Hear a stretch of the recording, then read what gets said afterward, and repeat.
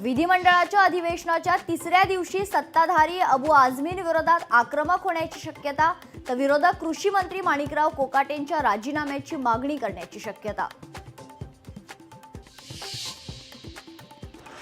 धनंजय मुंडेंना माध्यमांशी बोलण्यावर बंदी, देवगिरी बंगल्यावरील राष्ट्रवादी काँग्रेसची बैठक संपवून निघताना खरं तर धनंजय मुंडेंचा पत्रकारांना नमस्कार करत तोंडाला कुलूप लावल्याचा इशारा.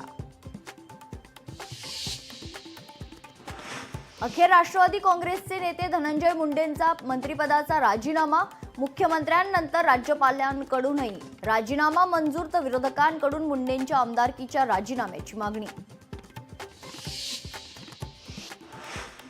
राजीनामा देणार नसेल तर मंत्रिमंडळातून हकालपट्टी करावी लागेल. वारंवार समजावूनही मुंडे राजीनामा देण्यास तयार नव्हते. धनंजय मुंडेंना देवेंद्र फडणवीसांनी तंबी दिल्याची माहिती.